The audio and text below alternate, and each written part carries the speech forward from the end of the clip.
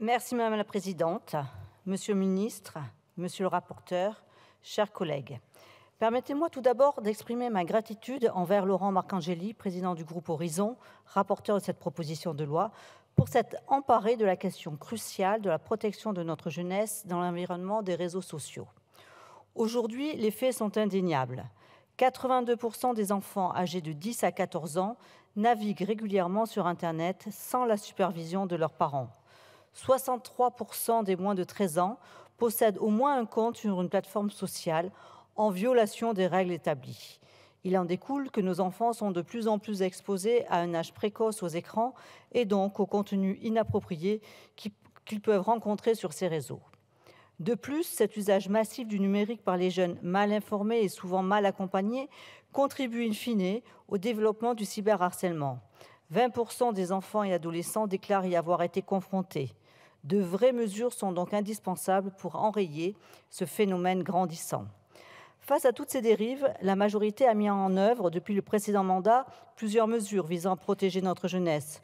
Je citerai la loi de 2018 relative à l'encadrement de l'utilisation des téléphones portables dans les établissements scolaires, ainsi que l'initiative plus récente de 2022 qui facilite l'accompagnement des parents sur Internet grâce à l'installation par défaut d'une solution de contrôle parental sur les équipements vendus.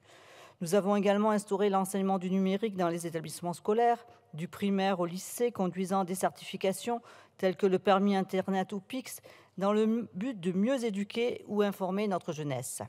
Enfin, le gouvernement a mis en place le site Internet intitulé « jeprotègemonenfant.gouv.fr » qui vise à informer et guider les parents quant à l'utilisation d'Internet pour leurs enfants.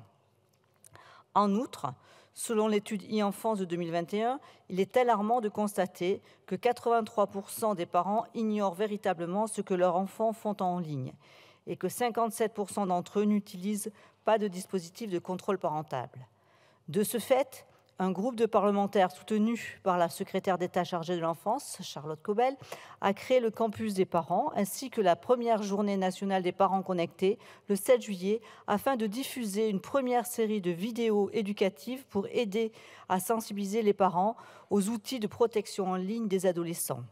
En définitive, il est essentiel d'améliorer la protection des mineurs sur Internet, en particulier sur les réseaux sociaux qui, de nos jours, contribuent à la propagation de fausses informations, de contenus pornographiques et de cyberharcèlement.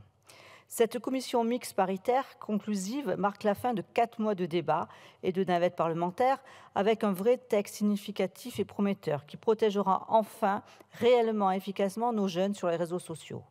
À l'article 1er, la définition des réseaux sociaux sera inscrite dans la loi pour la confiance dans l'économie numérique, tandis que l'Arcom se verra confier la compétence d'autorité régulatrice. À l'article 1 bis complète l'article initial afin d'élargir le champ des contenus illicites en incluant par exemple les articles du Code pénal qui constituent des délits. Il sera donc impératif de pouvoir les signaler en tant que tels sur les réseaux sociaux. L'article 1 ter impose la diffusion d'avertissements spécifiques sur le cyberharcèlement. L'article 2, cœur de cette proposition de loi, instaure une majorité numérique fixée à 15 ans. Par conséquent, les mineurs âgés de plus de 15 ans pourront s'inscrire sur les réseaux sociaux sans autorisation parentale. En revanche, il impose aux plateformes l'obligation de prendre des mesures pour empêcher l'inscription des mineurs de 15 ans, sauf autorisation explicite des parents. De plus, il permet aux parents de demander la suppression du compte de son enfant mineur. Et enfin, il confie à l'Arcom, après avis de la CNIL, le soin de certifier les solutions techniques utilisées pour vérifier l'âge. Ces solutions pourront prendre la forme, par exemple, de solutions tierces permettant une vérification efficace de l'âge, comme c'est le cas pour bloquer les accès aux sites pornographiques, comme l'a annoncé notre ministre. L'article 3, quant à lui, fixe un délai de réponse aux réquisitions judiciaires pour les plateformes. Il est fixé à 10 jours pour toutes les réquisitions et à 8 heures en cas d'atteinte grave aux personnes et aux biens. Je tiens tout de même à exprimer un regret personnel, mais aussi partagé dans cet hémicycle, quant à l'absence de la mesure d'âge plancher à 13 ans, adoptée en première lecture au sein de cet hémicycle.